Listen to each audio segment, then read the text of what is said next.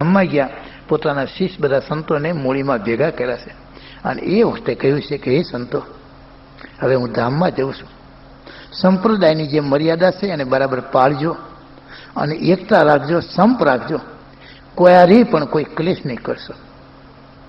એમ સંતોમાં ભલે 2 હોય, 4 હોય, 5 હોય, 10 કે 20 ગુરુભાઈ હોય, પણ એમને 2 હાથ જોડીને આપણે વિનંતી કરવી પડે કે તમે એકતા રાખજો. શ્રીજી મહારાજે પણ એ આપણને કહ્યું છે. એમ ગ્રહસ્થમાં આપણે 2 ભાઈ હોય, 5 ભાઈ હોય, 4 હોય, જે કોઈ હોય, એકતા રાખજો. એક ગામમાં રહેતા હોય તો એકતા, બહાર રહેતા હોય તો જે રીતે થાય રીતે શ્રાદ્ધ કરવું, પણ એમને યાદ કરવા, જે વડે કરી માતા પિતા રાજી થાય. તો આજે નરસિંહ મહેતા મોટાભાઈને ત્યાં ગયા. મોટાભાઈ, આવતીકાલે બાપુજીનું શ્રાદ્ધ છે, યાદ કરાવવા માટે આવ્યો છું. ભાભી બોલ્યા, ભાઈ તો ઘણી વખત દયાળુ હોય, કારણ કે માના જેણો ભય છે. દુનિયામાં બધું મળશે, ભય નહીં મળે, એટલું યાદ રાખજો. ક્યાંથી માતા પિતા આવે પછી ભયનો જન્મ થાય, ભય નહીં મળે. આજે હયાત હોય એટલે ખબર ન પડે, પણ જે દિવસે જેને ભાઈ ન હોય તે દી એને ખબર પડે કે ભય શું છે, ટેકો છે આપણો. માટે ખૂબ એકતા રાખજો, સંપ રાખવાની જરૂર છે. નરસિંહ મહેતા કે ભાઈ, કહેવા આવ્યો છો, આપ જાણો છો મારી પરિસ્થિતિ. પણ ભાભી જરા તાળુકીને બોલ્યા, કાયમ જ અમારે કરવાનું, તમારે નહીં કરવાનું. અને એકદમ ભાભી ઘેર આવી માણિકભાઈને ઠપકો આપ્યો છે, તું ન કરી એક વખત. માણિકભાઈ કે અમે કરશું, કાલે જાઓ, અમે શ્રાદ્ધ કરશું. ગામમાં બ્રાહ્મણોને ખબર પડી છે. તો કે નરસિંહ મહેતા કે હા, તારા બાપનું શ્રાદ્ધ કાલે છે? તો કે હા. તો પછી બધાને જમાડવા પડે ને, 5-25 બ્રાહ્મણોને જમાડવા પડે. તો કે જરૂર જમાડીશ. ઘરમાં તો કંઈ છે નહીં. ભગવાનના જે ભક્ત છે, પરમાત્મા ઘણી વખત કસોટી લેતા હોય, કંઈ છે નહીં. માણિકભાઈ કહે છે, સ્વામીનાથ, કાલે શ્રાદ્ધ કરવાનું આપણે હા પાડી, તમે પણ હા પાડી, મેં પણ હા પાડી. ઘરમાં તો કંઈ છે નહીં, કેમ શ્રાદ્ધ કરશું? અને એમાંય પાછા ભૂદેવો બધા જમવાના છે. નરસિંહ મહેતા કે ચિંતા ન કરો, મારો જે નાથ છે ને પરમાત્મા, એને લાજ છે આપણી, આપણે શું કામ ચિંતા કરવી પડે? ભગવાન દયાળુ છે, પોતાના ભક્તોની જરૂર રક્ષા કરે છે. બીજે દિવસે સવારે નરસિંહ મહેતા વહેલા ઉઠ્યા. પત્ની કે ઘી તો લેવો. એક તપેલીમાં 1 કિલો ઘી લેવા ગયા. વેપારીને ત્યાં ગયા, ભાઈ 1 કિલો ઘી આપો ને.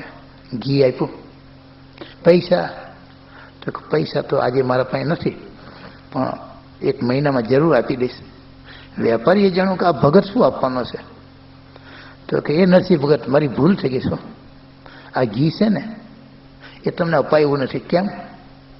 એમાં ગરોળી પડી ગઈ હતી, અને બીજું ઘી ચોખ્ખું છે ને, આ માટે આ કોઈ ખાય ને એનો પ્રાણ જાય.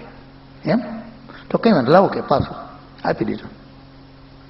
તો પેલી સાફ કરી નાખી. આગળ બીજા વેપારીને ત્યાં ગયા, એટલે નરસિંહ મહેતા સમજી ગયા પૈસા નથી, એટલે કદાચ ના પાડી છે. બીજા વેપારી પાસે જઈને કહ્યું, ભાઈ ઘી જોઈશે, પણ પૈસા 1 મહિનાની અંદર આપીશ, આપશો? તો કે ના, પણ ઘી તમને અપાયું નથી, ખરાબ જરાક છે ને, જૂનું વાસી ઘી છે, ખારું. ત્રીજી દુકાને ગયા. કોઈ વેપારી ના ન પાડે, પણ આવી રીતે કોઈ બાનું કાઢે. એમાં એક પરમ વૈષ્ણવ શેઠ બેઠેલા. નરસિંહ મહેતાને જે કહો, આવો આવો ભગતરાજ, મારી દુકાને આજે તમે મારું આંગણું પાવન કર્યું. જે ભાગશાળી હોય એને ઘેર, એને આંગણે ભગવાનના ભક્ત હોય, એ ખૂબ સુખી થાય છે. આજે જ્યારે નરસિંહ મહેતા જ્યારે આવ્યા, પેલા શેઠ રાજી થઈ ગયા. બોલો, શું ઈચ્છા છે? તો કે ઘી લેવા આવ્યો છું. એમ? પણ પૈસા મહિને આપીશ. કે કોઈ ચિંતા ન કરો, લઈ જાઓ, પણ મને એક ભજન સંભળાવો. નરસિંહ મહેતા એ ભજન ભગવાનનું કીર્તન બનાવ્યું. અહીંયા બપોરનો સમય થઈ ગયો.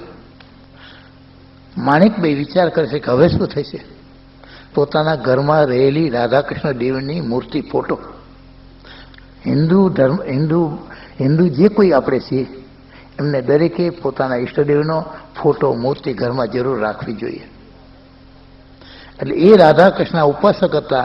અહીંયા રાધાકૃષ્ણ દેવ પાસે જઈ માણિકભાઈ રડી પડી છે. ભગવાનને પ્રાર્થના કરવા લાગી. આંખમાં આંસુ આવી ગયા કે હે પ્રભુ, હવે શું થશે? ઘરમાં કંઈ છે નહીં, મધ્યાહન થવાવી, હમણાં બધા બ્રાહ્મણો જમવા આવશે, વાસ નાખવાની છે, કંઈ છે નહીં, શું કરું? ખૂબ રડી પડી, આંખમાં આંસુ આવી ગયા. એ જ વખતે નરસિંહ મહેતાનું રૂપ લઈ પરમાત્મા પોતે આવ્યા છે. ઘીની તપેલી ભરીને લાવ્યા છે મોટી. માણિકભાઈ કે સ્વામિનાથ બહુ મોડું થયું. કંઈ વાંધો દેવી, જરાક ભજન કરવા કીર્તન કરવા રહ્યો ને, કંઈ વાંધો નહીં, તું ચિંતા ન કર. એટલે હું ગોરને બોલાવી લાવું. ગોરને બોલાવી ગયા. આજે મારા પિતાનું શ્રાદ્ધ છે, એનું સરાવનું વિધિ કરવો પડે. ગોર કે તું ભિખારી શું મને આપવાનો છું? અપમાન કર્યું છે ગરીબ માણસો. તો સ્વામિનારાયણ ભગવાન કહે છે ક્યારેય કોઈનું અપમાન નહીં કરતા, ભલે ગરીબ હોય, ક્યારેય કોઈને તુંકારે ન બોલાવાય. નરસિંહ મહેતાની આંખમાં આંસુ આવી ગયા. હવે શું કરું? બ્રાહ્મણ વિના વિધિ કોણ કરશે? એમાં એક ખેડાવાળા ખેડૂત બ્રાહ્મણ હતા, ખેતી કરતા હતા, અભણ હતા, ખેતરમાં કામ કરીને બપોરે ઘેર આવતા હતા. એ હામાં મળ્યા એટલે ઓળખે નરસિંહ મહેતા, પગે લાગ્યા છે. મારું એક કામ કરશો કે શું? આજે મારા પિતાનો શ્રાદ્ધ છે, આપ પધારો. તો હું તો કંઈ ભણેલો નથી, મને કંઈ ન આવડે, પણ તમે તો ભૂદેવ છો ને, બ્રાહ્મણ છો ને, તો કા પધારો ને. એને દે આવી નરસિંહ મહેતા પર કે કંઈ વાંધો નહીં, ચાલો આવું છું. પરમાત્માએ તચલી આંગળી જીભ ઉપર મૂકી દીધી પેલા ભૂદેવના. એ આવીને અષ્ટક શ્લોકો બોલવા માંડ્યા, વિધિ સહિત કામ કરવા માંડ્યા. નરસિંહ મહેતા ભગવાનના રૂપમાં છે, પ્રાર્થના કરીને ઘેર લેવા. કઈ ગયા? દેવી, હા ગોરદેવ આવી ગયા છે. આપણે પેલા ખૂણામાં છે ને કબાડ છે ને આપણો ગોરડાનો, હા એની નીચે ખોણાનો તાંસ મુકટ લેતા હોય ને. માણિકભાઈ કહે છે ઘર મારી વીંટી પહેરવા નથી, વીંટી નથી, બુટ્ટી નથી, ઘરમાં કોઈ ધાતુ જેવી નામ નથી, અને હોનાનો થાળ ક્યાંથી લાવો? પણ દેવી તમે જુઓ તો ખરા. માણિકભાઈ કહે પતિ કહે છે લઈ જોવા જો. જ્યાં જોયે તો 10-12 ટાટ પડેલા, મોટો સોનાનો ત્રાંસ લાવ્યા. આટલું બધું છે ને છુપાવી રાખ્યું હતું. આજે મને કહ્યું એ લાવીને ગોરને આપ્યું. તો કે હવે બધો વિધિ ગયું છે, બધી વસ્તુઓ લાવવી પડશે. તો કે કંઈ વાંધો નહીં, બોલો. ગોર જે બોલતા ગયા અને આ બાજુ માણિકભાઈને કહેતા ગયા જાઓ ત્યાં ઓયડામાં, જ્યાં જોઈએ તો બધી વસ્તુ તૈયાર છે. એ લાવવા માંડ્યા, બધો વિધિ કર્યો. હવે થાળ ધરાવવો પડશે. તો કે કંઈ વાંધો નહીં, લાડુ તૈયાર છે, લાડુ છે, દૂધપાક છે, ભજીયા છે, પૂરી, બધું તૈયાર છે. માણિકબેન કે જાઓ જ્યાં રૂમમાં, ત્યાં તો આમ બધા સલોસલ મોટા મોટા તપેલા ભરેલા તમામ. આમ રસોઈ ગરમ છે ને સુગંધીમય છે. સોનાની થાળીમાં લાવજો, તાંબા પિત્તળની થાળીમાં નહીં ભરતા. એક સોનાની થાળીમાં એ લાડુ મૂક્યા છે, જે રસોઈ છે એ બધી લાવી અને મૂકી છે. લોટો ને ગ્લાસ સોનાના મૂક્યા છે, એમાં જળપાન મૂક્યું છે. એટલે બધો વિધિ કરો, ધરાવો. અને હવે આ પ્રસાદી ગોરને કે તમે જમો. ત્યાં તો ગામના ભૂદેવો કહેલા આવવા માંડ્યા. તો ચાલો. તો કે દેવી આજે ભૂદેવો આપણે ત્યાં આવ્યા છે ને, કોઈને પતાળા નથી જમવાનું આપો, સોનાની થાળીઓ આપો. માણિકભાઈ પણ છે શું? જ્યાં જોઈએ ત્યાં માથાદારે ત્યાં થાળીનો ઢગલો નીકળતો જાય. એ તમામને એક સોનાની થાળી, 2 વાટકી આપી છે, 1 લોટો ને ગ્લાસ, જમવા બેસાડ્યા. અને જમીન કે આ દક્ષિણા તમારે ઘેર થાળીઓ લઈ જવાની, જાઓ આ દક્ષિણા, કોઈ પાછી મૂકવાની નથી. શું કહો છો? તો કા એમના મોટાભાઈને ખબર પડી, નાગરી નાયકને ખબર પડી. આ કર્યું શું નરસિંહ મહેતાએ? હાલો કે આપણે બધા જમવા જઈએ, કારણ કે થાળી વાટકા મળશે, હોનાની થાળી વાટકા મળે ક્યાંથી? તો નરસિંહ મહેતા કહે પધારો પધારો, અતિથિ દેવો, ભલે તમને આમંત્રણ નથી પણ તમે આવ્યા છો, દેહ સમાન છે એમ કરી ભગવાનના રૂપમાં રહેલા નરસિંહ મહેતા વંદન કરશે, દરેકનું પૂજન કરશે, જમવા બેહાર છે. અહીં રસોઈ ખૂટતી નથી, અષ્ટસિદ્ધિ નવનિધિ હાજર થઈ ગઈ છે. માણિકભાઈ અતિ વિચારમાં પડી ગયા છે. જે કોઈ આવ્યા જમાડ્યા છે, મોટા ભાઈને એ બધા આવ્યા. પેલા ગોરને ખબર પડી કે આ બધું છે શું? તો કે આજે નરસિંહ મહેતાને ત્યાં જમીન આવી છે, અને આમ જો હોનાની થાળી વાટકા દક્ષિણમાં જમેલા અમને બધાને મળે છે, અને જે જઈને જમવાની છૂટ છે, અને રસોઈ એવી મીઠી છે કે જિંદગીમાં આવી જેમાં નથી. ગોરને બહુ પસ્તાવો થયો, મેં ભૂલ કરી, નરસિંહ મહેતાનું અપમાન કર્યું, હવે કેમ કરું? એ આવ્યા છે નરસિંહ મહેતા જેવું ગોર આવ્યા. તો કે કંઈ વાંધો નહીં, પોતે હામાં ગયા છે. આ ભગવાન કેટલા દયાળુ છે. વંદન કરીશ પેલા ગોર મહારાજ પધારો. આપે ના પડી એટલે બીજા ગોર પાસે વિધિ કરાવી છે, પણ તમે અમારા કુળ ગોર છો, આ પધારણ જો વિધિ બાકી જ કરાવો તો બહુ સારું. તો કે આવું છું, જાઓ ઘેર કહેવરાઈ દો, બૈરા છોકરા બધા આવે. એ આવીને વિધિ કરીને ખૂબ દક્ષિણા આપી, હોનામોર આપી છે, ખોબે ને ખોબે. અને પછી બધાની જમણીને થાળી વેટકાય, પર એ ગોર પણ રાજી થયા. મોટા ભાઈ ભાભી આવ્યા, આ કર્યું શું? નરસિંહ મહેતાને કહે છે, ભગવાનની ઈચ્છામાં હું કંઈ જાણતો નથી, પરમાત્માની દયાથી બધું થયું છે, અને તમારો આશીર્વાદ મોટા ભાઈ ખરા ને, બધાના આશીર્વાદથી થયું છે.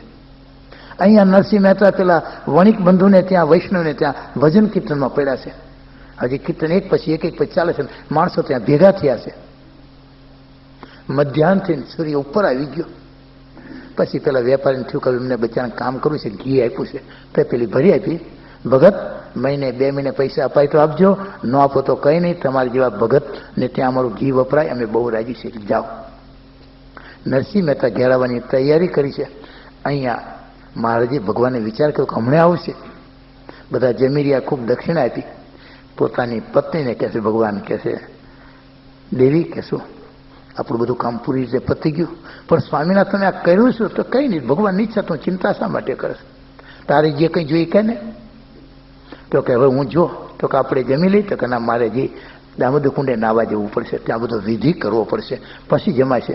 તો માણેકભાઈ કે સ્વામિનાથ તમને મૂકીને હું કેમ જમું? આપણે આવીને જોડે જમીશું. તો કે સારું.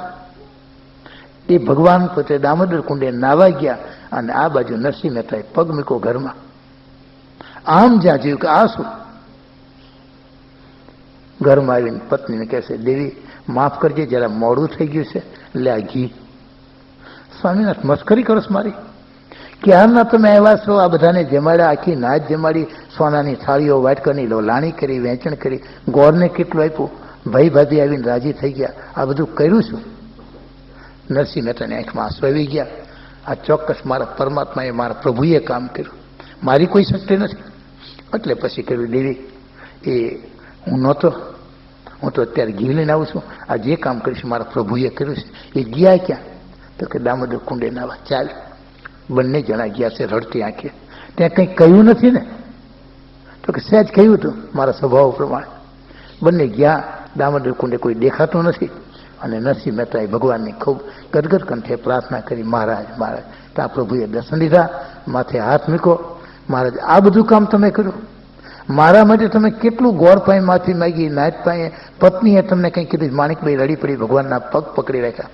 તો કે ચિંતા ન કરો, તમે મારું ભજન કરો છો તો મારી ફરજ છે મારા ભક્તોની રક્ષા કરવી. આજે તમારા બાપનું શ્રાદ્ધ હતું, મોટા ભાઈ જ્યારે ઠપકો આપ્યો, હું કામ ન કરે કોણ કરે?